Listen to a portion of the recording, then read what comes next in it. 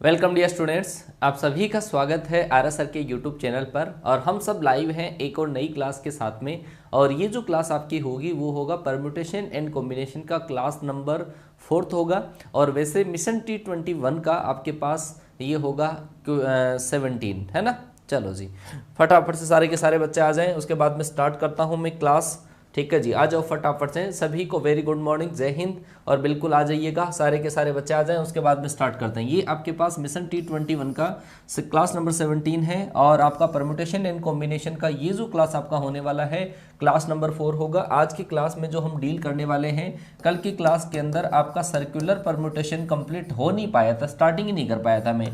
तो आज की क्लास के अंदर आपका जो होगा वो होगा सर्कुलर परम्यूटेशन होगा। उसके बाद में मैं कॉम्बिनेशन डिस्कस करूंगा। ठीक है, कॉम्बिनेशन की क्लास कहाँ पर अपन कॉम्बिनेशन करते हैं, कहाँ परम्यूटेशन करते हैं, एक बार फिर से डिफरेंस के साथ में मैं ये वाली चीज़ स्टार्ट करूंगा। तो ये दो टॉपिक ही आज की क्लास के अंदर आपके कंप्लीट हो पाएंगे, क्योंकि इसके एग्जाम्पल्स भी बहुत सारे हैं। चलो जी, अगर किसी बच्चे को अनअकैडमी लर्निंग ऐप के बारे में पता नहीं हो तो आप गूगल प्ले स्टोर पर जाके अनअकैडमी लर्निंग ऐप सर्च करिएगा, आइकन आपको दिख जाएगा, आप इंस्टॉल करिएगा। इंस्टॉल करने के बाद में आप अपने नंबर और ईमेल आईडी से रजिस्ट्रेशन करने के बाद में आप ये वाली कैटेगरी उसमें सेलेक्ट करिएगा, NDA, air force, navy, XY category आप सेलेक्ट करें। और सेलेक्ट करने के बाद में आप अगर मुझे फॉलो करना चाहते हैं तो मुकेश कुमार कुमावत के नाम से सर्च करिएगा। मेरी प्रोफाइल पिक्चर आपको ऐसी दिखेगी, आप फॉलो कर सकते हैं। फॉलो करने के बाद में मेरी स्पेशल जो क्लासेज हैं वो ड्रीम एयरफोर्स के नाम से फुल सिलेबस का मॉक टेस्ट वहां पे ऑलरेडी सेव है। नई क्लासेज जल्द ही आपके सामने होगी, तो आप इन क्लासों को एंजॉय कर सकते हैं, क्योंकि पूरे सिलेबस की क्लासें हैं, आपके लिए बहुत ज़्यादा बेनिफिशियल है। अगर किसी बच्चे को अनअकैडमी पर प्लस का सब्सक्रिप्शन लेना हो तो ये आपके पास 1 मंथ, 3 मंथ, 6 मंथ के चार्जेस हैं। लेकिन अगर आप ये वाला कोड अप्लाई करते हैं, आरएस सर लाइव कोड अगर आप अप्लाई करते हैं तो इससे आपको 10% इंस्टेंट डिस्काउंट मिल जाएगा। इसी के साथ में आप मैथ, फिजिक्स, इंग्लिश, रागा की सारी क्लासें एक्सप्लोर कर पाओगे। अगर किसी बच्चे को हमारी क्लास का PDF चाहिए हो तो टीम स्पेस आरएस सर हमारा टेलीग्राम चैनल है, इसको आप ज्वाइन कर लें। पूरी क्लास की इंफॉर्मेशन और क्लास का लिंक, PDF वगैरह सारी चीजें आपको यहाँ पर प्रोवाइड है। आप सर्च करिएगा टेलीग्राम पे जाके टीम स्पेस आरएस सर, और लगभग 23,000 बच्चे इस ग्रुप में ऐड है, तो आप इसको ज्वाइन कर सकते हैं। ठीक है जी, ये हमारी टीम है, टीम आरएस सर। हमारी क्लासेज की जो टाइमिंग है वो हमेशा यही रूटीन रहता है।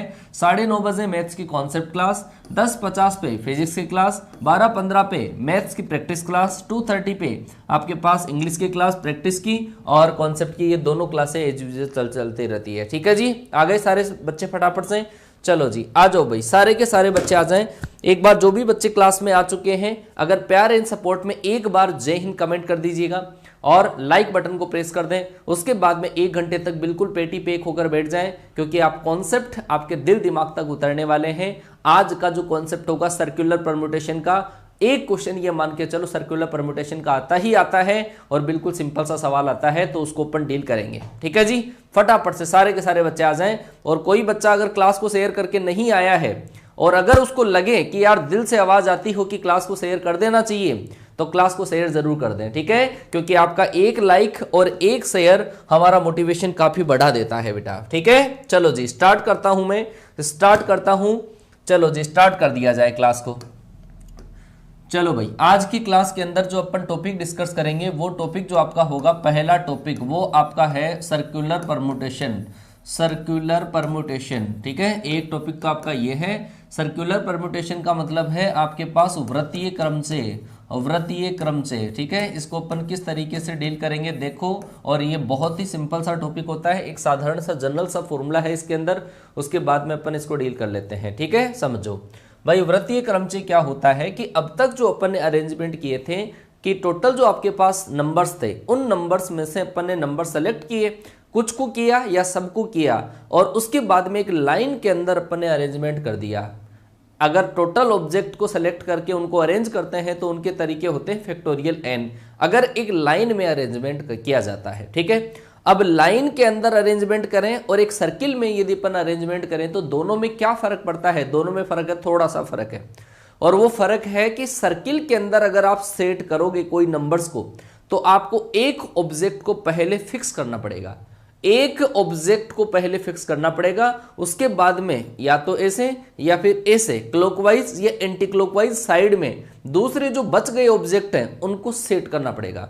तो यहां पर जो अपन सेट करते हैं वो करते हैं टोटल को नहीं करते हैं, टोटल में से एक कम को अपन सेट करते हैं। क्यों? इसका रीजन क्या है? इसका रीजन यही है कि आपके पास एक जो ऑब्जेक्ट होता है उसको पहले अपन सेट करते हैं, एक ऑब्जेक्ट को सेट करते हैं, उसके सराउंडिंग अपन बिठाते हैं। जबकि लीनियर में किसी को भी बिठा दो लाइन के अंदर, ठीक है ना। तो ये बातें दोनों के अंदर डिफरेंस पैदा करती है। तो अगर मैं यहां पे लिख देता हूं कि पहला पॉइंट, इसका नोट पॉइंट डाल के लिख लें आप कि n वस्तुओं को, n ऑब्जेक्ट्स आपके पास हैं, n वस्तुओं को वृत्ताकार, एक वृत्त के चारों ओर अगर आपको व्यवस्थित किया जाए, वृत्त के चारों ओर व्यवस्थित करने के तरीके, चारों ओर व्यवस्थित करने के जो तरीके होंगे वो होंगे व्यवस्थित करने के तरीके वो होंगे आपके पास फैक्टोरियल n-1।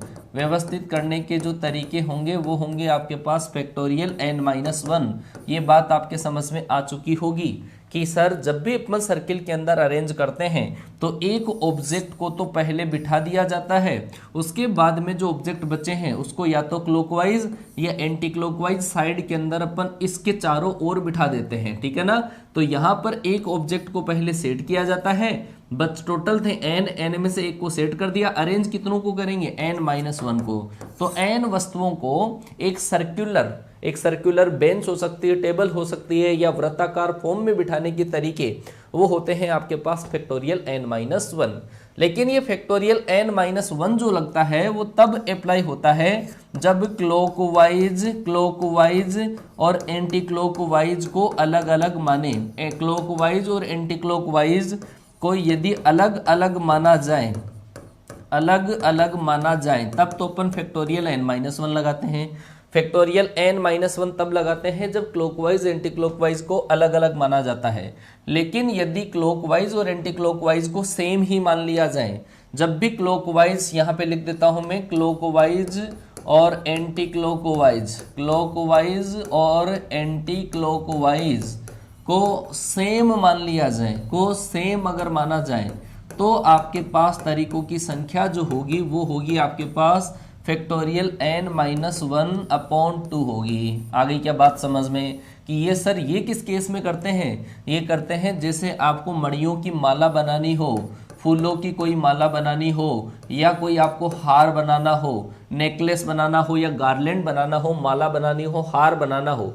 उस केस में क्लॉकवाइज और एंटी क्लॉकवाइज जो होता है उन दोनों के अंदर डिफरेंस अपन नहीं रखते हैं, वो सेम ही माना जाता है। फूल चाहे इधर से डालो एक फूल के चारों तरफ, चाहे इधर से डालो, ठीक है, तो वो अपन सेम मानते हैं। तो माला या हार के केस में तो आपको क्या करना पड़ेगा? 2 से डिवाइड।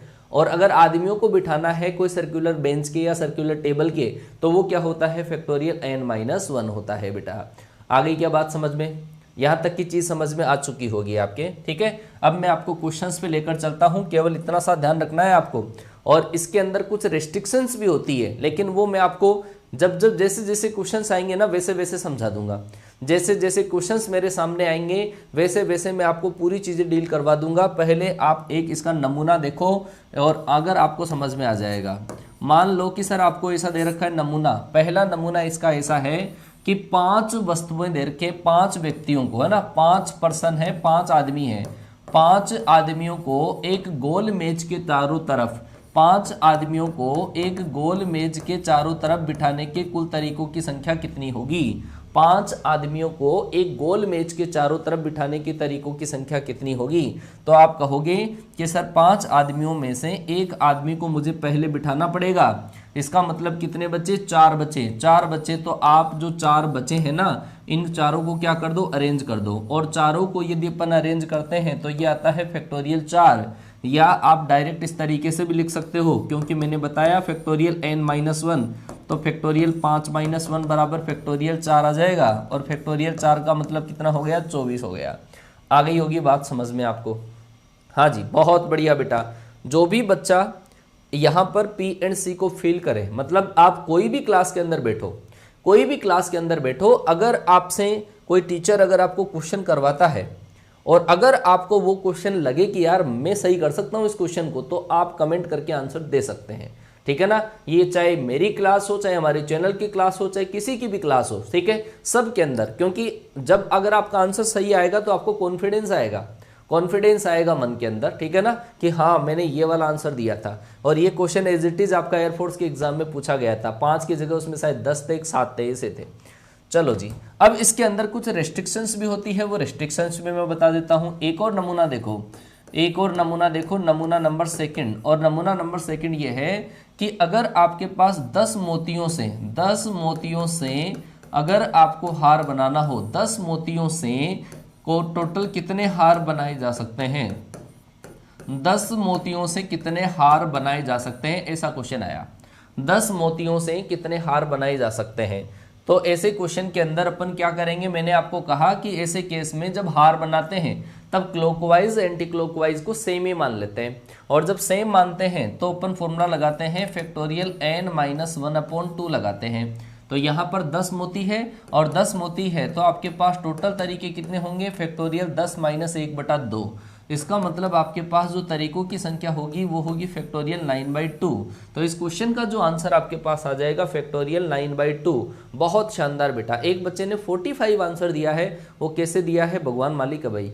45 आंसर कैसे हो सकता है यार, फैक्टोरियल 9 की वैल्यू क्या 90 थोड़ी है जो 2 से डिवाइड करते ही 45 आ जाएगा, फैक्टोरियल 9/2। और ऐसा क्वेश्चन का ये भी ज़्यादा फायदा है, फायदा ये है कि ये फैक्टोरियल में ही दिखेगा आपको। चलो जी आगे लेकर चलता हूँ नमूना नंबर 3 जिसके अंदर कुछ रेस्ट्रिक्शंस होंगे। नमूना नंबर 3, अगर आपके पास टोटल जो आदमी है वो तो कितने दे रखे हैं 10, ठीक है, टोटल जो आदमी है वो है 10 और 3 का ग्रुप, 3 व्यक्तियों का समूह, 3 आदमियों का समूह जो है अगर वो एक साथ बैठता हो तो उसके तरीकों की संख्या क्या होगी। 10 आदमियों को गोल मेज के चारों तरफ इस तरीके से बिठाना है कि 3 व्यक्तियों का समूह, मतलब 3 जो व्यक्ति है जिगरी यार है वो हमेशा साथ बैठें, का समूह हमेशा साथ रहें, ठीक है। समझाओ क्वेश्चन क्या है। 10 व्यक्तियों को एक गोल मेज के चारों तरफ कितने प्रकार से बिठाया जा सकता है जबकि 3 जिगरी यार हमेशा साथ साथ बैठें। तो आप आंसर दे सकते हो कि सर ऐसे क्वेश्चन को कैसे करें। तो ऐसे क्वेश्चन को करने का तरीका यह है कि जिनको भी आपको साथ में बिठाना है, उनको एक ही मान लो। भाई 3 आदमियों को साथ में बिठाना है तो इन तीनों को आप एक ही मान लो। तो टोटल इंसान कितने हैं 10 और इन तीनों को अपन क्या कर लेंगे, इन तीनों को तो एक ही मान लिया है ना, इनको एक माना तो 3 हटा के आप 1 प्लस कर दो। इसका मतलब आपके पास कितना आया, इसके मतलब आपके पास आया 8 इंसान हो गए। आई क्या बात समझ में। टोटल कितने इंसान हुए 8 और 8 इंसानों को अगर गोल मेज के चारों तरफ बिठाने के टोटल तरीकों की संख्या कितनी होगी। सर 8 को बिठाने के तरीकों की संख्या, n को बिठाने के तरीके की संख्या होती है n-1 का फैक्टोरियल। तो सर 8 को बिठाने के तरीकों की संख्या होगी फैक्टोरियल 8-1। लेकिन सर ये जो 3 जिगरी यार जो आपने साथ में बिठाए हैं, 3 जिगरी यार जो आपने साथ में बिठाए हैं, इन तीनों को भी तो अरेंज कर सकते हैं। बिल्कुल करेंगे बेटा, इन तीनों को अरेंज किया जाएगा फैक्टोरियल 3 से। तो आंसर जो आपके पास आएगा फैक्टोरियल 7 × फैक्टोरियल 3। फिर से समझ जाओ, फिर से समझ लो, आया क्या समझ में। फैक्टोरियल बेटा गोल मेज के चारों तरफ आदमियों को बिठाने के तरीकों की संख्या होगी फैक्टोरियल 7 × फैक्टोरियल 3। आ गई क्या बात समझ में, फैक्टोरियल 7 × फैक्टोरियल 3। समझो 10 आदमियों को बिठाना था, 10 आदमियों को बिठाना है। 1 मिनट में आगे थोड़ा सा आपको इसको ज़्यादा एक्सप्लेन कर देता हूँ थोड़ा, कि सर 3 आदमियों को साथ में बिठाना है। टोटल 10 आदमी थे और टोटल 3 आदमियों को यदि मैं साथ में बिठाऊं तो ये आदमी ये एक ही माना जाएगा, ये एक मान लिया। 3 यहाँ पे फिक्स हो गए। अब कितने बचे, 1 2 3, मतलब 3 तो ये थे ना, 6 7 8 9 और ये 10, टोटल कितने हो गए 10। मैंने कहा था ये 3 जिगरी यार वो एक साथ बैठेंगे तो इनको एक ही मानना पड़ेगा। एक माना तो ये 2 ये हुआ, 3 ये हुआ, 4 ये हुआ, 5 ये हुआ, 6 ये हुआ, 7 ये हुआ, 8 हुआ, मतलब टोटल मिलाकर कितने हुए 8 हुए। लेकिन 8 को बिठाने के तरीके कितने होंगे सर, 8 को बिठाने के तरीके होते हैं सर फैक्टोरियल 8-1। आगे बात समझ में। n को बिठाने के तरीके होते हैं n-1 का फैक्टोरियल। तो 8 को बिठाने के तरीके फैक्टोरियल 8-1। तो सर इन तीनों को इंटरचेंज किया जा सकता है। इन तीनों को यहाँ पे ही, मतलब ये उठ के इधर चला जाए, ये इधर आ जाए, ये इधर आ जाए, ये इधर आ जाए, ये इधर से आए, ये इधर आए, तो इनको कितने तरीकों से अरेंज कर सकते हैं कि सर वो तरीके हैं फैक्टोरियल 3। तो ये जो आपके पास आंसर आ जाएगा फैक्टोरियल 7 इंटू फैक्टोरियल 3। अब तो समझ में आ गया होगा बेटा, आया क्या समझ में? चलो जी, यहां तक आया समझ में, बताओ। चलो भाई, यहां तक की चीज समझ में आई। बेटा देखो, जो भी बच्चे क्लास में है ना, ठीक है, जो भी बच्चे क्लास में हैं, मैं सारे बच्चों से एक चीज कहूंगा, रेस्पेक्ट योर ऑल टीचर्स। सारे टीचर्स का रेस्पेक्ट करो, किसी भी टीचर को बुरा भला मत कहो, ठीक है ना। क्या पता यार कोई टीचर की क्या बेचारे की मजबूरी रही होगी कि वो क्लास आपकी ले नहीं पा रहा होगा, आपने विश्वास किया लेकिन वो क्लास नहीं ले पा रहा होगा। तो किसी भी टीचर के बारे में बुरा भला मत कहो, क्योंकि यार क्या पता कौन से टाइम था तब अपने टीचर, उसी टीचर ने हमारा साथ दिया था। ठीक है, समझ गए बात को। केवल और केवल, केवल और केवल आप चीज जो फोकस करो वो कॉन्सेप्ट पे। जिस क्लास में घुस गए ना, उससे कुछ ना कुछ सीख कर ही जाएंगे, बस यहाँ पे फोकस करो।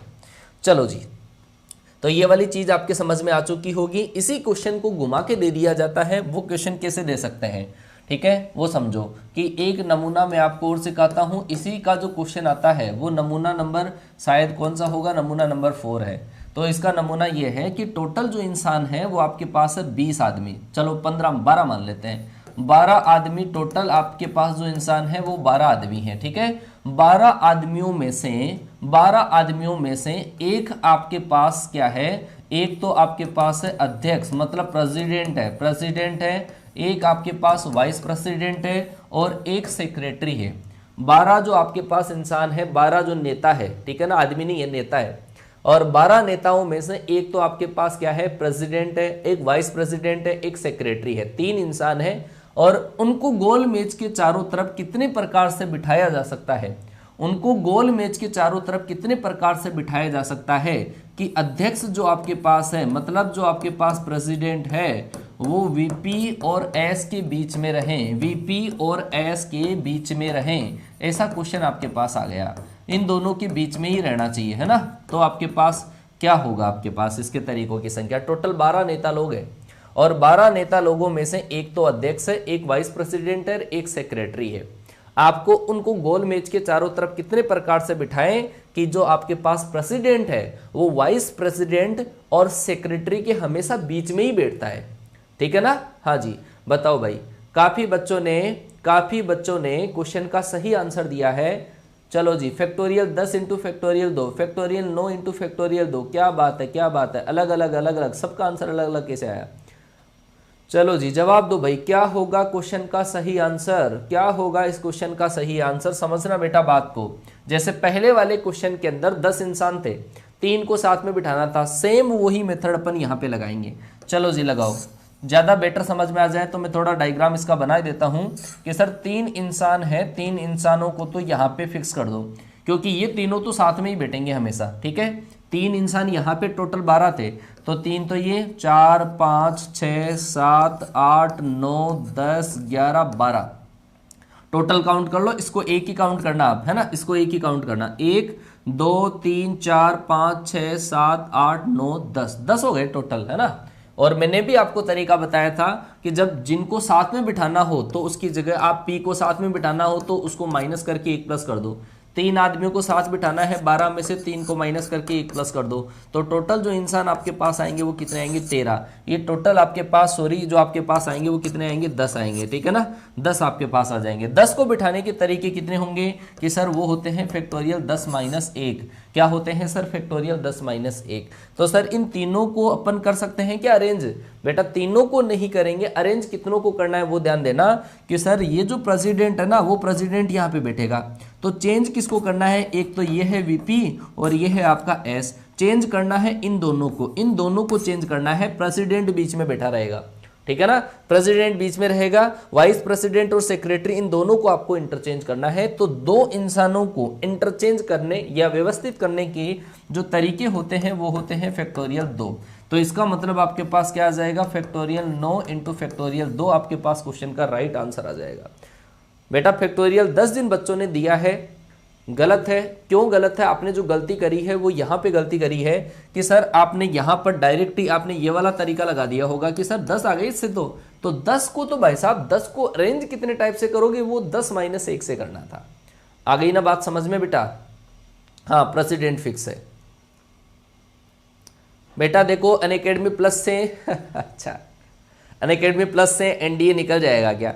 बेटा देखो, आपको कितना भी बड़ा इंस्टीट्यूट हो, एनडीए वो इंस्टीट्यूट के नाम से नहीं निकलता है, इंस्टीट्यूट के नाम से नहीं निकलता है, वो बच्चे की मेहनत से निकलता है। जब टीचर और स्टूडेंट का आपस में थोड़ा सा तालमेल अगर सही रहता है ना, तो सिलेक्शन उससे होता है, ठीक है ना। क्योंकि काफ़ी कहते हैं कि सर जाओ इस ऑफलाइन कोचिंग में जाओ, इससे इतने सिलेक्शन है, इस ऑफलाइन में जाओ, इससे इतने सिलेक्शन है। और मैं कहता हूं कि जो बच्चे कोचिंग ही नहीं गए, उनका स्कोर देखा आपने? उसका स्कोर देख लिया होगा। अभी एयरफोर्स का रिजल्ट आया था, प्लेलिस्ट के अंदर एक वीडियो मिलेगा आपको, रिजल्ट सेलिब्रेशन, एक बार देखना, लिस्ट देखना। 43 कट ऑफ है, फिर भी बच्चों का स्कोर कितना आया है, ठीक है ना।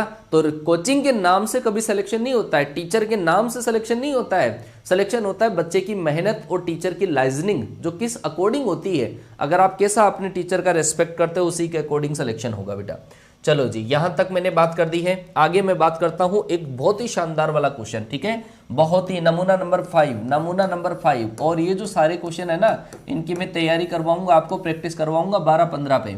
नमूना नंबर 5 ऐसा है कि 5 तो आपके पास आदमी है, 5 तो आपके पास आदमी है और 5 आपके पास वुमेन है, 5 आदमी 5 औरतें, और इनको गोल मेज के चारों तरफ कितने प्रकार से बिठाया जाए कि कोई भी 2 वुमेन, कोई भी 2 औरतें साथ साथ नहीं बैठे, कोई भी 2 वुमेन साथ में नहीं बैठे, कोई भी 2 लुगाइयां साथ नहीं बैठनी चाहिए, साथ साथ नहीं, ठीक है। चलो जी बताओ, देखिए इनके तरीकों की संख्या क्या होगी। और ये क्वेश्चन शायद इस बार एयरफोर्स में कोई ना कोई शिफ्ट में जरूर था, सर्कुलर परम्यूटेशन से रिलेटेड ये वाला सवाल जरूर था, ठीक है। चलो जी ध्यान से देखो, आप ये देखो कि 5 तो आदमी है, 5 लुगाइयां हैं, ठीक है, राजस्थान वाले समझ गए होंगे औरतों को लुगाई भी बोलते हैं।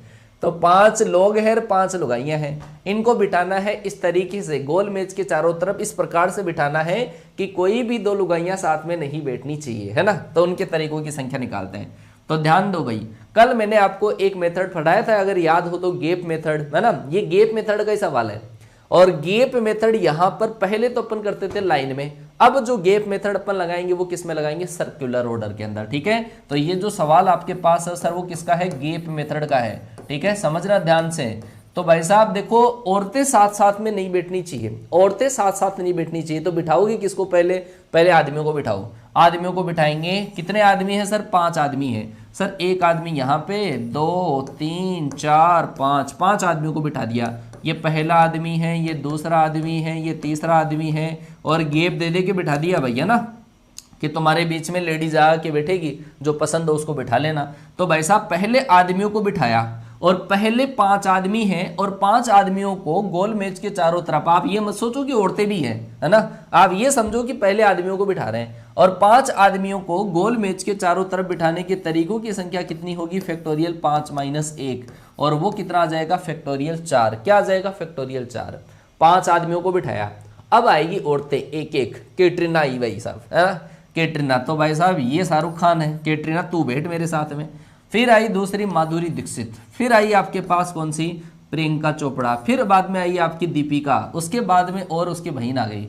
तो भाई साहब लेडीज के लिए स्थान देखो कितने हैं? 1 2 3 4 5, लेडीज के लिए स्थान कितने हैं? 5, और लेडीज भी कितनी है? 5। पांचों को इन 5 स्थानों पर बिठाने की टोटल तरीके कितने होते हैं? 5p5 होते हैं, ठीक है, 5p5, या डायरेक्ट आप फैक्टोरियल 5 कर सकते हो। तो इसका जो आंसर आएगा, आदमियों को बिठाने के तरीके फैक्टोरियल 4 और औरतों को बिठाने के तरीके फैक्टोरियल 4। आंसर आपके पास ही आया। अब बच्चे जो इसमें गलती करते हैं इस क्वेश्चन में, वो क्या करते हैं? वो करते हैं सर आदमियों में आपने एक कम किया, लुगाई में से भी एक कम कर दो, तो इसका मतलब वो जो आंसर देते हैं फैक्टोरियल 4 × फैक्टोरियल 4 देते हैं, जो सरासर गलत है।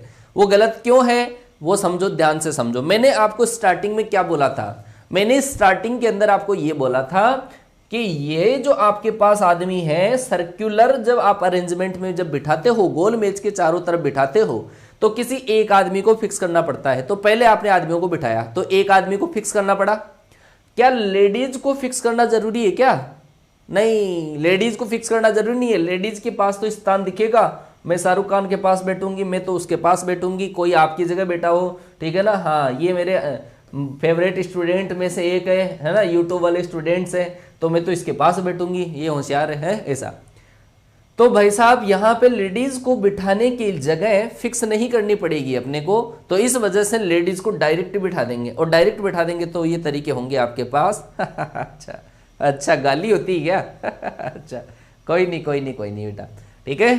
चलो जी, तो यहां पर आपके पास ये गलत मत कर देना बेटा, ठीक है ना। जिनको पहले बिठाते हैं ना, जिनको पहले बिठाते हैं उसमें से एक कम करते हैं, और जिनको बाद में बिठाना हो दूर दूर, उनको बीच के स्पेस में कैसे भी बिठा दो। लाइक में कंजूसी हो रही है। चलो यार, एक बच्चा कमेंट कर रहा है कि लाइक में सर धड़ाधड़ कंजूसी हो रही है। अब यार मैं क्या कहूं तुम्हारे को, हमेशा क्या कहूं है? तुम्हारे को क्या कहूं कि यार लाइक करना है कि नहीं करना है, ये हमेशा मुझे बोलना पड़ेगा, मतलब हमेशा मुझे बोलना पड़ेगा। चलो कोई बात नहीं सर, प्यार में कमी, प्यार में धोखा, इस वजह से ठोका, ठीक है। अल्ताफ राजा को याद कर लो, याद कर लो, हाँ चलो जी कोई बात नहीं, लाइक कर दिया, नहीं तो फिर मैं अल्ताफ राजा वाली शायदिया सुनाता आपको। चलो जी, इस क्वेश्चन का आप आंसर दोगे मुझे, इस क्वेश्चन का आंसर दोगे कि आपके पास 6 तो बॉयज हैं, 6 boys and 4 girls, 6 boys and 4 girls, और इनको जो बिठाना है एक गोल मेज के, राउंड शेप जो टेबल है, एक गोल मेज के चारों तरफ, राउंड शेप जो टेबल है उनके चारों तरफ कितने प्रकार से बिठाया जा सकता है कि कोई भी 2 लड़कियां, हिंदी में लिख देता हूं, इंग्लिश में दोनों के अंदर है ना, कोई भी 2 गर्ल्स साथ में नहीं बैठे, कोई भी 2 जो गर्ल्स है वो साथ में नहीं बैठे। चलो जी, फटाफट से फेंक दो अपना आंसर, साथ नहीं बैठे, कोई भी 2 लड़कियां साथ में नहीं बैठनी चाहिए। और जितने भी क्वेश्चन मिलेंगे ना उनके अंदर लड़कियों की बात होगी, या तो लड़कियां साथ नहीं बैठनी चाहिए या औरतें साथ में नहीं बैठनी चाहिए। चलो जी, फेंको आंसर क्या होगा फटाफट से।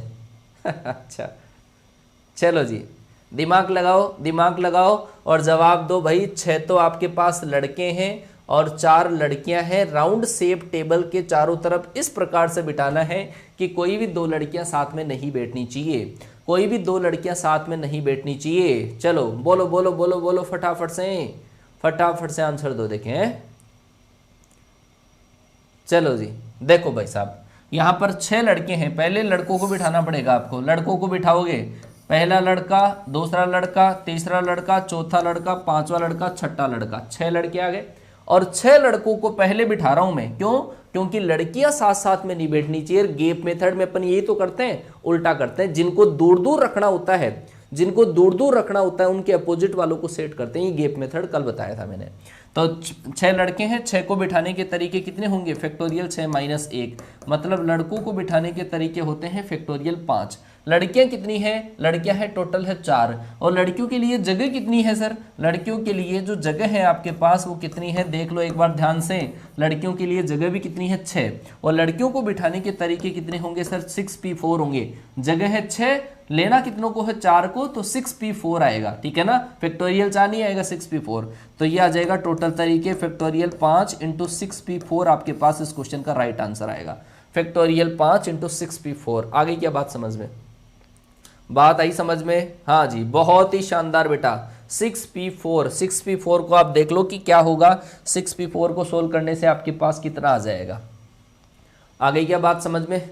यहां तक आया समझ में? सर्कुलर परम्यूटेशन दिल दिमाग में उतर गया होगा, और इससे हार्ड लेवल का कोई क्वेश्चन नहीं आएगा आपके एग्जाम में, ठीक है ना।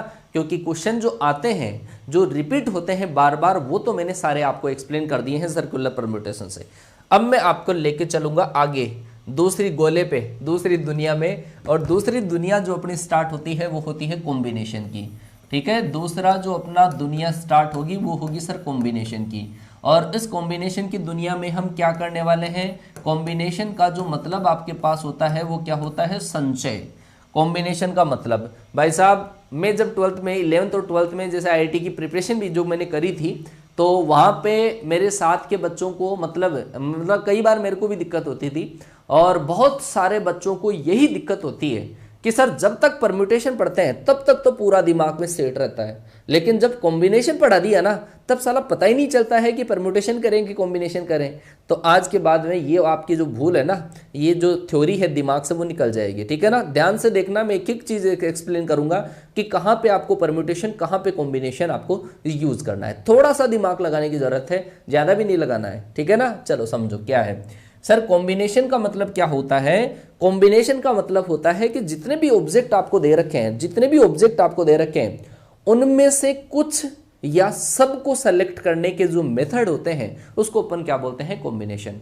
कुछ को भी सेलेक्ट कर सकते हैं, सबको भी अपन सेलेक्ट कर सकते हैं, उनके जो मेथड होते हैं उसको अपन क्या बोलते हैं, कॉम्बिनेशन। तो इस कॉम्बिनेशन का रियल में जो मीनिंग आपके पास होता है वो क्या होता है, वो होता है आपके पास ओनली सिलेक्शन।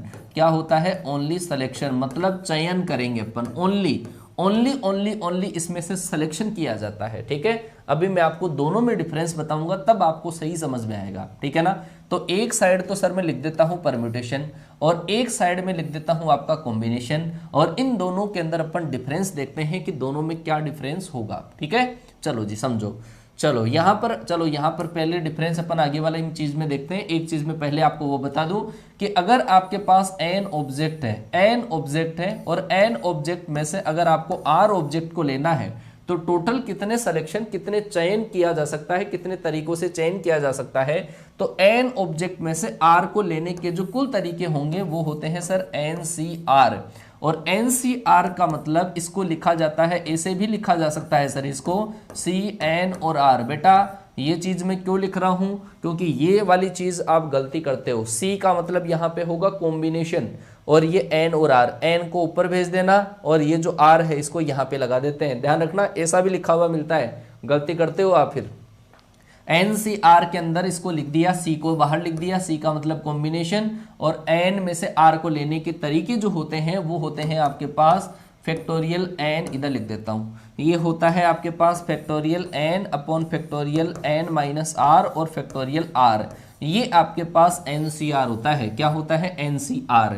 तो भाई साहब NPR जो होता है ना, NPR जो परम्यूटेशन वाला होता है, इसको शॉर्ट में यहाँ पे P लगा के N R भी लिख देते हैं, और इसका जो फॉर्मूला होता है वो होता है factorial N upon factorial N minus R। ये होता है। तो ये परम्यूटेशन के अंदर और कॉम्बिनेशन के अंदर देखो दोनों के फॉर्मूले में क्या चेंजेस है। NCR के अंदर तो ये वाला ऊपर वाला सेम, ये N माइनस R भी सेम, लेकिन इसमें फैक्टोरियल R का डिवाइड कर दिया, जबकि इसमें फैक्टोरियल R का डिवाइड नहीं हुआ। ध्यान से देखो, इसमें फैक्टोरियल R का डिवाइड कर दिया है और इसमें डिवाइड नहीं किया। तो आप मुझे ये बता सकते हो क्या, ये बता सकते हो क्या कि इन दोनों में से ज्यादा कौन सा होगा। चलो कमेंट करो फटाफट से कि कॉम्बिनेशन में से और परम्यूटेशंस में से ज्यादा कौन सा होता है, ज्यादा संख्या किसकी होती है। 10 में से 2 को लेकर परम्यूटेशन बनाने हो, 10 में से 2 को लेकर कॉम्बिनेशन बनाने हो, तो ज्यादा संख्या किसकी होगी ये फॉर्मूले से पता चल जाएगा आपको कि सर ऊपर वाली संख्या बराबर नीचे वाली संख्या में ज्यादा कौन सी है, कि सर नीचे वाली संख्या में ज्यादा संख्या ये एक्स्ट्रा संख्या है जिसका डिवाइड कर दिया कॉम्बिनेशन में। और जब कॉम्बिनेशन में जब इस संख्या का डिवाइड कर दिया तो जो संख्या जो ज्यादा होगी वो किसकी होगी, परम्यूटेशन की होगी। यही बात मैं समझाना चाहता था आपको। ठीक है, अब चलते हैं डिफरेंस के ऊपर। डिफरेंस के ऊपर चलते हैं कि सर परम्यूटेशन जो होता है और एक आपके पास कॉम्बिनेशन होता है। सबसे पहले मैं बात करता हूं, आपके पास परम्यूटेशन जो होता है उसको लिखते हैं अपन NPR, और इसका जो फॉर्मूला होता है वो होता है factorial N upon factorial N minus R। ठीक है, और कॉम्बिनेशन की अगर मैं बात करूं तो कॉम्बिनेशन को जो लिखा जाता है वो लिखा जाता है NCR से, और ये होता है factorial N upon factorial N minus R और फैक्टोरियल R। ये आपके पास होता है। ये जो आपके पास होता है परम्यूटेशन, इसका मतलब क्या होता है, इस परम्यूटेशन का मतलब होता है सर इसके अंदर अपन सिलेक्शन भी करते हैं और इसके अंदर अपन अरेंजमेंट भी करते हैं। ठीक है, सिलेक्शन प्लस अरेंजमेंट, ये इसकी कहानी है। इसकी कहानी है सर सिलेक्शन भी करो और अरेंजमेंट भी करो। मतलब जितने भी ऑब्जेक्ट है उसमें से कुछ को ले लो और कुछ को लेकर यदि अपन उनको अरेंज भी कर दें, व्यवस्थित भी कर दें, तो वो आपके पास होता है, वो आपके पास होता है परम्यूटेशन। दूसरी बात अगर मैं इसके अंदर करता हूं तो ये जो आपके पास होता है वो क्या होता है, ओनली सिलेक्शन होता है। ओनली क्या होता है, सिलेक्शन। इसके अंदर सिलेक्शन ही करते हैं, इसके अंदर अरेंजमेंट नहीं होता। ठीक है ना, जैसे 10 में से 2 को लेना हो तो 10 में से 2 को लेंगे ही, केवल सिलेक्शन, केवल सिलेक्शन। ठीक है, समझ जाना, वो क्वेश्चन के अकॉर्डिंग अभी बताऊंगा मैं कौन कौन से के अंदर अपन क्या क्या यूज करते हैं। तीसरी चीज अगर मैं आपको बताऊं कि ये जो परम्यूटेशन होता है उसके जो नंबर होते हैं वो क्या होते हैं, ग्रेटर होते हैं। ये तो क्या होता है, बड़ा होता है। और ये जो आपके पास होता है संख्या के हिसाब से बता रहा हूं भाई साहब, है ना, संख्या के हिसाब से परम्यूटेशन तो ज्यादा होता है और कॉम्बिनेशन जो होता है वो क्या होता है, कम होता है, लेस होता है। ठीक है, आगे चलते हैं। सर इसका यूजेज, ओहो सबसे बड़ी बात यहाँ पे है कि यूज कहाँ पे करते हैं। सबसे बड़ा जो डिफरेंस है ना इन दोनों का वो है यूज करने के ऊपर, ठीक है ना, समझना। और बाकी से कोई मतलब नहीं रखना है आपको, ज्यादा जो डिफरेंस है ना वो आपको इसी के अंदर है ना। चलो एक डिफरेंस पहले यूज से पहले मैं दूसरा बता दूं आपको कि सर जैसे आपके पास ए बी और सी तीन ऑब्जेक्ट हैं और इन तीन में से यदि दो को लेकर यदि अपन परम्यूटेशन बनाएं तो कितने बनते हैं। तीन में से दो को लिया जाए तो मैंने पहले ए ले लिया फिर बी ले लिया, पहले बी ले लिया फिर सी ले लिया, फिर सी ले लिया और ए ले लिया, और इनको उल्टा भी कर दिया तो यहाँ पर बी ए, ये सी बी और ये होगा आपका ए सी। ये टोटल कितने बनते हैं, तीन में से दो को अगर अपन परम्यूटेशन बनाने चाहें तो 6 बनते हैं।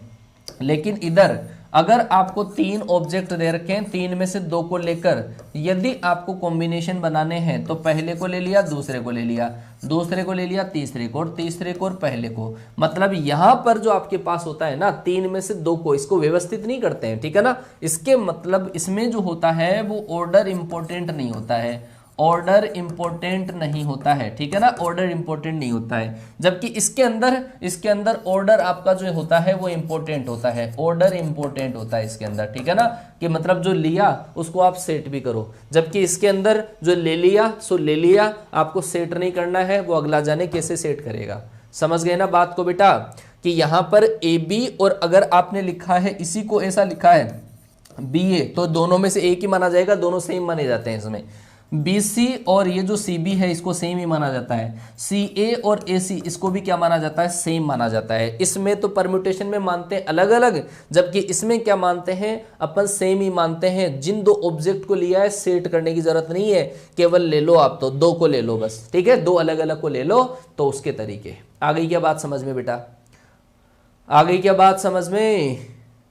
चलो जी बहुत ही बढ़िया, ठीक है। चलो जी यहां तक ये चार डिफरेंस आपके पास बताए मैंने। पांचवा जो डिफरेंस है वो बताऊंगा आपको यूजेस के अंदर, है ना, यूज, क्योंकि सबसे बड़ा डिफरेंस ही यही है, सबसे बड़ा डिफरेंस ही आपके पास इनको यूज करने का तरीका है कि इसका यूज कहां पे करेंगे। मैंने आपको पहले भी बताया था कि इसका जो यूज आपको करना हो, यदि आपको कोई भी वर्ड बनाना हो, कोई भी वर्ड बनाना हो, कोई भी वर्ड या फिर आपको स्पेलिंग बनानी हो, कोई भी वर्ड बनाना हो या स्पेलिंग बनानी हो, या फिर आपको लीनियर अरेंजमेंट करना हो, कोई भी अगर रेखा के अंदर कोई व्यवस्था अगर आपको करनी हो, लीनियर अरेंजमेंट करना हो, या फिर आपको सर्कुलर अरेंजमेंट करना हो। सर्कुलर अरेंजमेंट का मतलब क्या है, सर्कुलर अरेंजमेंट का मतलब है वृत्त के फॉर्म में। और या फिर आपको कोई भी नंबर बनाना हो, कोई भी संख्या अगर आपको बनानी हो तो अपन किसका यूज करेंगे, परम्यूटेशन का। आ गई होगी बात समझ में। जब भी कोई वर्ड आपको बनाना हो, ध्यान रखना शब्द बनाने के लिए, ठीक है, शब्द बनाने के लिए, संख्या बनाने के लिए, कोई स्पेलिंग बनाने के लिए, और सर्कुलर अरेंजमेंट या लीनियर अरेंजमेंट रेखा के अंदर व्यवस्थित करना हो या सर्किल के अंदर व्यवस्थित करना हो तो आप किसका यूज करोगे, परम्यूटेशन का यूज करोगे भाई साहब। आ गई बात समझ में।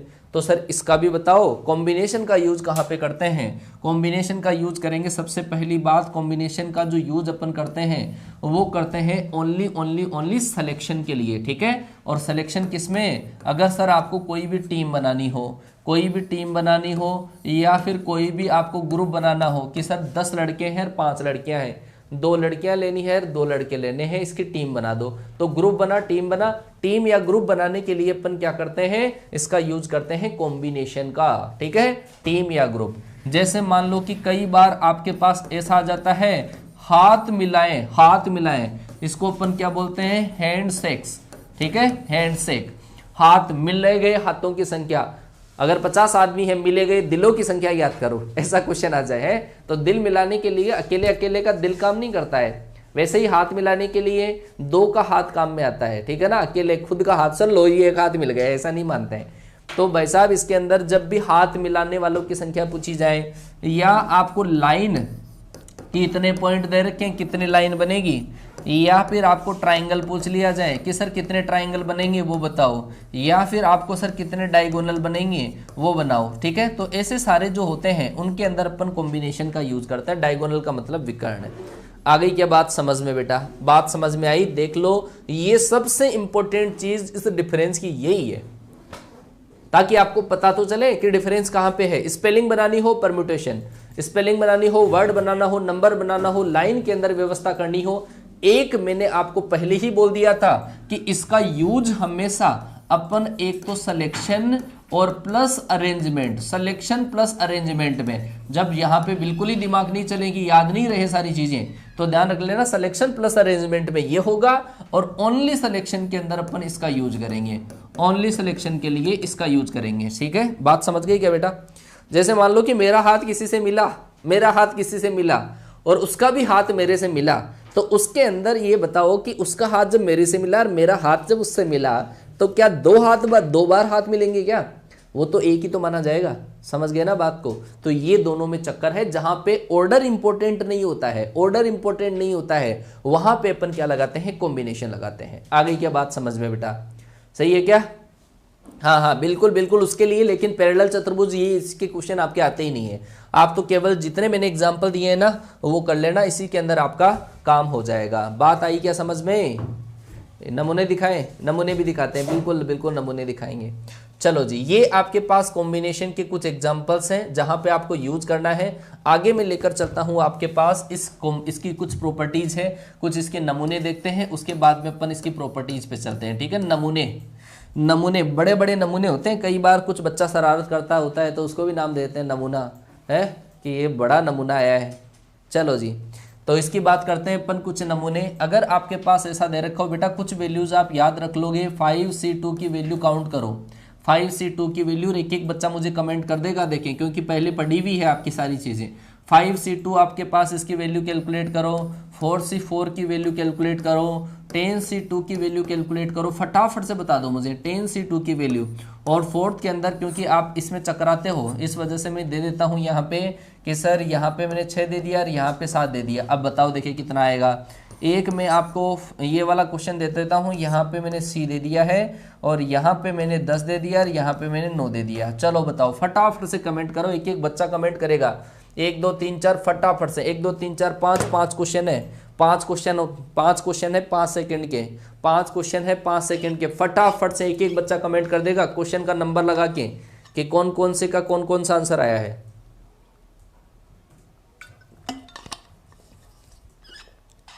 कौन कौन से का कौन कौन सा आंसर आया है, फटाफट से फेंको फेंको फेंको फेंको फेंको फेंको फेंको, फटाफट से देखें क्या होगा आपके पास। अच्छा क्या बात है भाई, एक बच्चे ने बिल्कुल सही समझा। डी अरेंजमेंट लास्ट में पढ़ाऊंगा बेटा, लास्ट में कल की क्लास में पढ़ाऊंगा डी अरेंजमेंट, है ना? चौथा गलत है। अच्छा ये चकराने के लिए दिया था यार, है ये आपके पास गलत है, ये गलत है, जानबूझ के लिखा है, जानबूझ के लिखा है, गलत है। एक बच्चा कमेंट कर रहा है कि चौथा गलत है। बहुत ही शानदार बेटा, बहुत बढ़िया, यही पहचानना होता है, यही पहचानना होता है। चलो जी, फोर्थ जो है वो गलत है भाई, फोर्थ गलत है। ये क्यों गलत है? क्योंकि इसको आप क्या लिखोगे, इसको लिखोगे सर 6C7 लिखोगे, जबकि ये वाली जो संख्या है वो इसकी या तो बराबर या बड़ी होनी चाहिए, ऊपर वाली संख्या या तो बड़ी या इसके बराबर, तभी ये पॉसिबल होता है, अदरवाइज नहीं होता है। तो ये तो आपका गलत है, बाकी के आंसर आपने निकाल दिए होंगे। ठीक है, कुछ के आंसर आप डायरेक्ट याद रख लेना, ठीक है ना? हाँ जी, फोर्थ गलत है, फोर्थ गलत है, ये बात बिल्कुल शानदार। चलो आगे चलते हैं, कुछ इसकी प्रॉपर्टीज सिखाता हूं मैं आपके पास, क्योंकि इसकी प्रॉपर्टीज के क्वेश्चंस अक्सर एग्जाम के अंदर पूछे जाते हैं और इस बार भी एयरफोर्स के एग्जाम में एक क्वेश्चन एज इट इज इसी प्रॉपर्टीज के बेस पे था। ठीक है, एज इट इज इसी की प्रॉपर्टीज के बेस पे था। तो पहली प्रॉपर्टी, अगर NC0 आपके पास हो, NC0 आपके पास हो, तो NC0 की वैल्यू आपके पास क्या होगी सर? NC0 की वैल्यू होगी आपके पास 1। NC0 का मतलब factorial n upon factorial 0 factorial n, तो 1 आ जाएगा। NC0 भी आपके पास 1 होता है और NCn जो होता है इसकी भी वैल्यू आपके पास 1 होती है। NC0 NCn इसकी वैल्यू आपके पास क्या होगी? 1 होगी। दूसरी चीज मैं आपको बताऊं कि अगर आपको दे रखा है NCR, तो इसको आप लिखते हो NCn माइनस R भी आप इसको लिख सकते हो। NCR बराबर NCn माइनस R, मतलब ये जो संख्या आपके पास है इस नीचे वाली संख्या को ऊपर वाली में से माइनस करके आप लिख सकते हो, वो दोनों क्या आते हैं? बराबर ही आते हैं। NCR बराबर NCn माइनस R। तीसरी जो इसकी प्रॉपर्टी है वो प्रॉपर्टी ऐसी है कि अगर आपको दे रखा है NCX बराबर आपको दे रखा है NCY, तो इसके अंदर आपके दो केस बनते हैं, दो केस बनते हैं, या तो आपका x बराबर y होता है, या दूसरा केस बनता है x प्लस वाई बराबर आपका होता है n, x प्लस वाई बराबर n, n सी x बराबर n सी y हो, ऊपर वाली दोनों संख्या बराबर हो, तो नीचे वाली दोनों संख्या अगर अलग अलग दे रखी हो तो ध्यान देना ये जो प्रॉपर्टी है ना, ये नीचे वाली प्रॉपर्टी ये आपके हर जगह अप्लाई होगी, ये वाली प्रॉपर्टी कुछ जगह और ये वाली प्रॉपर्टी हर जगह अप्लाई होती है, x प्लस वाई बराबर n। चलो जी आगे वाली प्रॉपर्टी पे चलता हूं मैं। आगे वाली प्रॉपर्टी आपके पास ऐसी है कि एन सी आर प्लस आपके पास N C R minus one, ये है कमाल की property, N C R plus N C R minus one. अगर ऊपर वाली दोनों संख्या बराबर हो, नीचे वाली दोनों संख्याओं में एक का फर्क हो, तो ऐसे केस में ऊपर वाली संख्याओं में से तो एक प्लस हो जाता है और नीचे वाली संख्याओं में से बड़ी संख्या को लिखा जाता है। समझ जाना, N C R plus N C R minus one हो, ऊपर वाली दोनों संख्या बराबर हो, नीचे वाली दोनों संख्याओं में एक का फर्क हो, तो ऐसे केस में ऊपर वाली संख्या में तो एक प्लस होता है और नीचे वाली संख्याओं में से बड़ी संख्या लिखी जाती है। आप देखो कि आर में से एक कम कर दिया तो मतलब ये संख्या तो यार कम ही आएगी, तो N plus one C R. ऐसा माइनस के केस में भी होता है, अगर माइनस में ऐसा हो N C R minus N minus one C R हो, मतलब नीचे वाली संख्या बराबर हो, नीचे वाली संख्या तो आपके पास बराबर हो और ऊपर वाली संख्या में अगर आपके पास एक का फर्क हो, तो ऐसे केस में ऊपर वाली संख्याओं में से तो छोटी संख्या लिखी जाती है और नीचे वाली संख्या में से एक कम हो जाता है, N minus one C R minus one. ध्यान से देखना, नीचे वाली संख्या बराबर और ऊपर वाली संख्याओं में एक का फर्क और बीच में हो माइनस, तो ऊपर वाली संख्याओं में से छोटी संख्या और नीचे वाली संख्याओं में से एक कम हो जाता है। अभी मैं आपको बताऊंगा, इसकी प्रॉपर्टियां बताऊंगा आगे चल के। यहां तक की चीज समझ में आई क्या बेटा? हाँ, डायरेक्ट प्रॉपर्टी आई, ये वाली डायरेक्ट पूछी जाती है। 5 हो गई प्रॉपर्टी, अगली प्रॉपर्टी पे चलो। अगली प्रॉपर्टी है प्रॉपर्टी नंबर 6 और ये है आपके पास एन सी आर अपॉन आपके पास N C R minus one, ऐसी आपके पास प्रॉपर्टी है। अगर देखो मैंने एक प्लस का बताया, एक माइनस का बताया, एक मैं डिवाइड का बता रहा हूं कि यहां पे दोनों संख्या बराबर हो और अगर इन दोनों संख्याओं में एक का फर्क हो, इन दोनों संख्याओं में एक का फर्क हो, तो ऐसे केस में क्या करते हैं, इस वाली संख्या में से ये वाली संख्या डायरेक्ट माइनस हो जाती है, तो ये होगा आपके पास n माइनस आर प्लस का 1 और ये वाली संख्या जो होती है वो नीचे लिखी जाती है। कल मैं कमेंट देख रहा था एक बच्चे का, कल कमेंट देख रहा था तो और उस बच्चे ने कहा कि सर आपने एक प्रॉपर्टी जो परम्यूटेशन में लिखाई है वो गलत है, इस प्रॉपर्टी को समझो। और सेम टू सेम यही जो प्रॉपर्टी है वो मैंने परम्यूटेशन में लिखाई थी, मैंने ऐसा लिखाया था N P R upon N P R minus one. तो परम्यूटेशन के अंदर तो ये डायरेक्ट आपका N minus R plus one ही होता है, ठीक है, लेकिन कॉम्बिनेशन में क्या होता है, ये जो संख्या होती है उसका डिवाइड और होता है। बस आगे क्या बात समझ में, बात समझ में आई कि नहीं आई? यहां तक की चीज समझ में आई? ऊपर वाली दोनों संख्या बराबर, नीचे वालों में एक का फर्क हो, तो इस ऊपर वाली संख्या में से इसकी नीचे वाली संख्या तो माइनस हो जाती है और इसमें जो नीचे वाली संख्या होती है वो नीचे आ जाती है, ठीक है। अभी मैं बताऊंगा, एग्जांपल्स बताऊंगा। चलो जी, एक और प्रॉपर्टी की तरफ मैं बढ़ता हूं और वो प्रॉपर्टी ऐसी है, प्रॉपर्टी नंबर 7। अगर आपको दे रखा हो एनसीआर, तो इसमें से आप क्या कर सकते हो, मैंने दांत तोड़ प्रॉपर्टी बताई थी भाई साहब, है ना, याद है क्या? दांत तोड़ प्रॉपर्टी, ये दांत तोड़ प्रॉपर्टी है। और इस दांत तोड़ प्रॉपर्टी के अंदर क्या था, परम्यूटेशन में तो एक ही दांत टूटता है, जिसमें दोनों दांत निकलते हैं। ऊपर वाला दांत निकाला आपने, एक दांत ऊपर से तोड़ा, एक दांत आपने नीचे से तोड़ा, एक दांत निकाला, एक दांत निकाला, तो इस ऊपर वाले दांतों में से एक दांत कम और नीचे वाले दांतों में से एक दांत कम, और आपकी जितनी इच्छा है उतने दांत आप तोड़ सकते हो, ठीक है, क्योंकि यहाँ पे दांत निकाले गए हैं सर। इसी वजह से तो मैं इस प्रॉपर्टी का नाम दे देता हूँ दांत तोड़ प्रॉपर्टी। इस प्रॉपर्टी का नाम क्या है? दांत तोड़ प्रॉपर्टी। दांत तोड़ देती है, ये ऊपर से भी तोड़ती है नीचे से, जबकि परम्यूटेशन में क्या होता है, ऊपर से एक ही दांत टूटता है। अगर आपको और दांत तोड़ने हैं तो भाई एन तो अपन ने पहले निकाल लिए थे, अब जो बचे हैं उसमें से एक दांत को निकालो और नीचे आपके पास आर माइनस वन, ये निकाला है आपने, तो ऊपर क्या बन जाएगा n माइनस टू और नीचे क्या बन जाएगा r माइनस टू। तो ये वाली प्रॉपर्टी आपके समझ में आ जानी चाहिए, दांत तोड़ प्रॉपर्टी इसको बोला गया है, पंडितों के द्वारा नाम निकाला इसका, दांत तोड़ प्रॉपर्टी। समझ जाना भाई, दांत तोड़ प्रॉपर्टी समझ में आया? अच्छा अच्छा, परम्यूटेशन एंड कॉम्बिनेशन में रिलेशन। चलो भाई, ये प्रॉपर्टी नंबर आपकी 8 है। परम्यूटेशन एंड कॉम्बिनेशन के अंदर रिलेशन देख लो। अगर आपके पास n में से r को लेकर npr, और अगर आप कॉम्बिनेशन से बनाते हो तो ncr, और इनटू इसमें फैक्टोरियल r होता है। ये होता है relation between permutation and combination. ठीक है, relation between permutation and combination. आ गई बेटा बात समझ में? यहां तक की चीज समझ में आई कि नहीं आई? अच्छा, आपको याद आ जानी चाहिए, याद आ जानी चाहिए। किस नाम से याद करो, ठीक है ना, वो नाम याद आ जाना चाहिए। दांत तोड़े हैं सर, दांत तोड़ दो भाई आप। अच्छा, चलो जी, आ गई बेटा बात समझ में? अच्छा, तो ये वाली चीज मैंने आपको 8 प्रॉपर्टी लिखवाई है। एक बच्चे ने कमेंट किया कि sir P and C permutation combination में रिलेशन, तो परम्यूटेशन कॉम्बिनेशन में रिलेशन ये होता है बेटा। ठीक है, चलो जी, अब मैं आपको इन्हीं के बेस पे कुछ क्वेश्चंस करवा देता हूं। ठीक है ना, क्वेश्चंस करवा देता हूं। ये वाली प्रॉपर्टीज कहाँ पे अप्लाई होती है, एक नमूना देखो सर। ये जो प्रॉपर्टीज मैंने आपके सामने लिखी है, इनके नमूने देखो। अगर मेरे पास ऐसा लिखा हुआ है NCX, चलो छोड़ो इसको, ऐसा लिखा हुआ है मेरे पास 10CX बराबर, मेरे पास ऐसा लिखा हुआ है 10C5 अगर लिखा हुआ है, तो आप इसमें x की वैल्यू काउंट करके बता दीजिए। फटाफट से बता दो कि इसमें x की वैल्यू आपके पास क्या होगी। ये पहला नमूना। दूसरा नमूना आपके पास ऐसा है। हर एक बच्चा कमेंट करेगा, हर एक बच्चा कमेंट करेगा। एक एक बच्चा जो दिल से फील कर लिया हो जिसने, वो कमेंट करेगा। ठीक है, अदरवाइज देखे जाओ आपके सामने।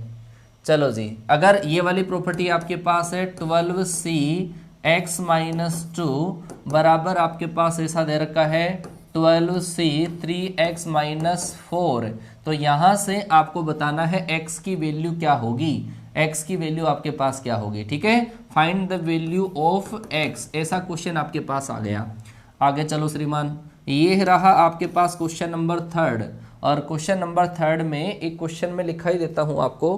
क्वेश्चन नंबर 3 एक क्वेश्चन लिखाता हूं ध्यान से, है ना। चलो जी, क्योंकि ये क्वेश्चन बहुत बार एग्जाम में आया हुआ है, बहुत बार एग्जाम में क्वेश्चन आया हुआ है, वो क्वेश्चन लिखा देता हूं आपको। ये क्वेश्चन है आपका 50C4 प्लस आपके पास 50, समेशन दे रखा है ऐसा, summation 56 minus R, 56 minus R C3, और R बराबर 1 से लेकर आपके पास कितना है, 6 तक है। ठीक है, चलो श्रीमान, आपके पास क्वेश्चन है ये सारे, ये वाले क्वेश्चन है, आंसर दीजिए, उसके बाद में वो लिखा देते हैं। ये वाला क्वेश्चन आपके लिए बहुत ज़्यादा इंपॉर्टेंट है, क्योंकि इस बार एक शिफ्ट के अंदर ये वाला क्वेश्चन आया था।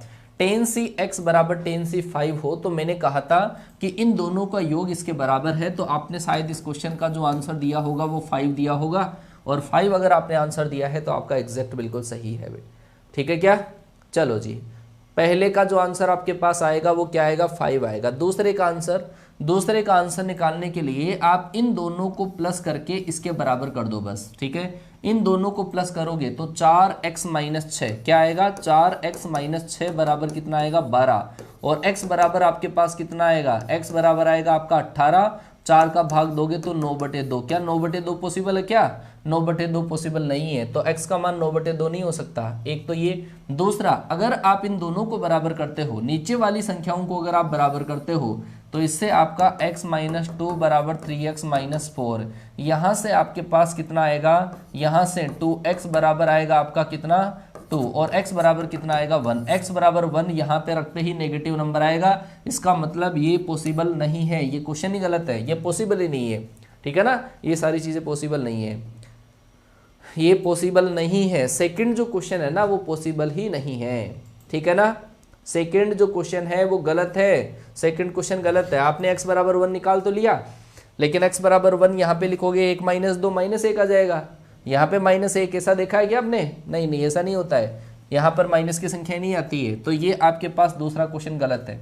चलो सर, चलते हैं तीसरे क्वेश्चन की तरफ बढ़ते हैं। तीसरा क्वेश्चन है बहुत ही शानदार वाला, इसको समझना बस, इसको लगा डाला तो लाइव जिंगल आला, समझ गए? बहुत ही शानदार क्वेश्चन है, आएगा एग्जाम में। ये 50C4 आपके पास है, मैं लिख देता हूँ आपके पास। एक बार ये लिखा हुआ है आपका 50C4 प्लस, इसके अंदर डायरेक्ट में 6 से लिख रहा हूँ, ऊपर से लिख रहा हूँ वैल्यू। 6 जब आप यहाँ पे लिखोगे तो वो क्या आ जाएगा आपका, वो आ जाएगा 50। 50C3 आ जाएगा। उसके बाद में 6 की जगह यहाँ पे 5 लिखोगे तो क्या आ जाएगा 51C3 आ जाएगा। उसके बाद में आपके पास आ जाएगा 52C3 आ जाएगा। उसके बाद में क्या आ जाएगा आपके पास, ये आ जाएगा 51C3 आ जाएगा। उसके बाद में आपके पास क्या आ जाएगा 50C3 आ जाएगा। ये बात आपके समझ में आई। लास्ट में यहाँ तक जो वैल्यू आपको रखनी है वो 1 रखना है। 1 अगर आप रखोगे तो क्या आ जाएगा आपका, देखो मैंने 50, 51, यहाँ पे 6 रखा तो आया 50, और फिर अपने 5 रखा तो 51, फिर 4 रखा तो 52, यहाँ पे 53 आएगा ना, 53 आएगा, फिर 54 आएगा, और लास्ट के अंदर अगर आप 1 रखते हो तो 55 और आ जाएगा। तो ये आ जाएगा 55C3 आ जाएगा। आ गई बात समझ में। ये वैल्यू रख दी अपने, 6 संख्या रखी तो ये बना। आप मुझे ये बताओ कि ये इन दोनों के अंदर क्या चक्कर है। इन दोनों में आप ये कहोगे सर इन दोनों में चक्कर वो ये जो आपने समझाया, क्या चक्कर है वो ध्यान से देखो कि सर इनका जो चक्कर है वो इसके अकॉर्डिंग चल रहा है, इसके अकॉर्डिंग इनका चक्कर चल रहा है कि सर ऊपर वाली दोनों संख्या तो बराबर है और नीचे वाली दोनों संख्याओं में 1 का फर्क है, तो ऊपर वाली संख्या में 1 प्लस नीचे वालों में से बड़ी संख्या लिखी जाती है। आ गई बात समझ में। तो यहाँ पे अपन यही लॉजिक लगा रहे हैं, यहाँ पे यही लॉजिक लगेगा। ऊपर वाली दोनों संख्या बराबर, नीचे वालों में 1 का फर्क, तो ऊपर वालों में 1 प्लस हो जाएगा और नीचे वालों में से बड़ी संख्या लिखी जाएगी। मतलब इन दोनों का प्लस करने से आंसर क्या आया 51C4। आप मुझे बताओ इन दोनों का चक्कर क्या है कि सर इन दोनों का भी चक्कर वो का वही है, ऊपर वाली दोनों संख्या बराबर, नीचे वालों में 1 का फर्क, तो इन दोनों को प्लस करने से सर क्या आ जाएगा, ऊपर वाली संख्या में तो 1 प्लस नीचे वाली संख्या में बड़ी संख्या। सर इनका चक्कर, इनका भी चक्कर वो का वही है कि सर इनमें से ऊपर वाली संख्या में से तो 1 प्लस हो जाएगा, नीचे वाली संख्याओं में से बड़ी संख्या लिखी जाएगी। सर इनका चक्कर क्या है, इनका चक्कर ये है कि ऊपर वाली संख्या बराबर है, नीचे वाली संख्या में 1 का फर्क, तो ऊपर वाली में 1 प्लस, फिर इनके अंदर ये चक्कर लगाओगे आप तो क्या आ जाएगा 55C4। इन दोनों में लगाओगे तो फाइनली आंसर कितना आया 56C4 आ गया। आंसर आ गया 56C4 आ गया। क्या बात है भाई। सचिन यादव, बॉबी सिंह, जसवंत यादव, सतवंत यादव, विनीत कुमार, क्या बात है भाई, क्या बात है, बहुत शानदार बेटा। बस इसी तरीके से आपसे उम्मीद थी मुझे कि आप इसी तरीके से आंसर देते रहोगे बेटा। आंसर देख लिया है मैंने, बहुत ही शानदार बेटा, बहुत बढ़िया, ठीक है ना। ये बहुत ही बढ़िया वाला क्वेश्चन होता है, बहुत बढ़िया वाला क्वेश्चन होता है। आ गई बात समझ में आप लोगों के लिए। चलो जी, अब मैं आपको 1-2 क्वेश्चंस इसके रिलेटेड और करवा देता हूँ, ठीक है। चलो जी, अगर आपके पास ऐसा क्वेश्चन मैंने दे दिया, n भुजाओं वाले बहुभुज में, n भुजाओं वाले, n साइड्स वाले जो बहुभुज है, n भुजाओं वाले बहुभुज पॉलीगन है, उसके अंदर नंबर ऑफ डायगोनल्स, ठीक है, नंबर ऑफ डायगोनल्स कितने होंगे, नंबर ऑफ डायगोनल्स।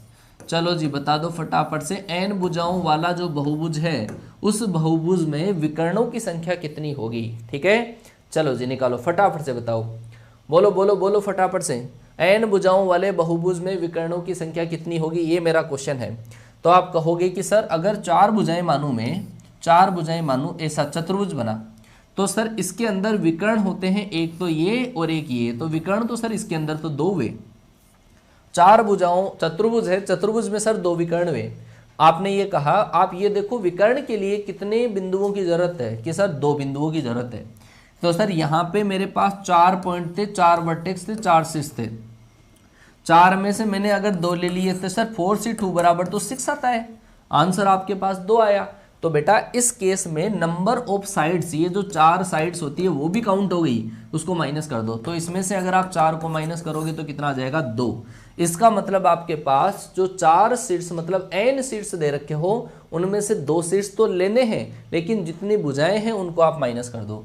n भुजाओं वाले बहुभुज में विकर्णों की संख्या कितनी होगी, वो होगी सर n में से 2 ले लिया आपने, लेकिन इससे तो टोटल लाइन आ जाती है, इसमें से आप n जितनी भुजाएं हैं उसको माइनस कर दो, इससे आपका आंसर आ जाएगा। और इससे आंसर आपका आ चुका होगा। इसको सोल्व करने से जो आंसर आपके पास आएगा वो कितना आएगा, n(n-3/2)। इससे जो आंसर आपके पास आ जाएगा वो कितना आ जाएगा, n(n-3/2)। चलो जी आगे लेके चलते हैं। आपके पास 10 इंसान है, ठीक है, एक ग्रुप के अंदर 10 इंसान है, 10 पर्सन है, और 10 इंसानों के द्वारा मिलाए गए हाथों की संख्या, number of handshake number of handshake निकालो भाई। 10 आदमी है, वो कितने एक पार्टी के अंदर है, और पार्टी के अंदर प्रत्येक जो आदमी है, प्रत्येक आदमी वो एक दूसरे से हाथ मिलाता है। तो 10 आदमियों के द्वारा मिलाए गए हाथों की कुल संख्या कितनी होगी? बोलो बोलो बोलो फटाफट से। 10 आदमियों के द्वारा मिलाए गए हाथों की संख्या कितनी होगी? बोलो फटाफट से। ये क्वेश्चन आया हुआ है एनडीए के अंदर। 10 आदमियों के द्वारा कि सर हाथ मिलाने के लिए, मैंने बोला था बेटा डिफरेंस नहीं होता है, सीक्वेंस का कोई फर्क नहीं पड़ता इसमें। सर 10 आदमी जब हाथ मिलाएंगे तो उसके तरीके हो गए सर 10C2 हो गए, ठीक है ना, 10C2 आपके पास हो गए। चलो जी आगे चलते हैं, आगे चलते हैं, आगे चलते हैं। एक और मैं नमूना आपको दिखाता हूं कि एक आपके पास क्रिकेट की टीम है, एक टीम है, और टोटल उस टीम के अंदर जो बैट्समैन है, टोटल जो बैट्समैन आपके पास है, बैट्समैन वो तो है आपके पास 12, और बॉलर जो है वो है आपके पास, बॉलर जो है वो है आपके पास 5 तो बॉलर है, 12 बैट्समैन है, 11 की टीम बनानी है। टीम के अंदर 11 खिलाड़ी होने चाहिए, 11 की एक टीम बनानी है जिसके अंदर 3 बॉलर जरूरी, 3 बॉलर होने चाहिए, ठीक है, विथ 3 बॉलर्स, 3 बॉलर होने चाहिए। बाकी हार्दिक पांड्या कर लेगा बॉलिंग विथ 3 बॉलर्स, ठीक है ना, विथ 3 बॉलर्स। चलो जी बताओ फटाफट से कितने होंगे?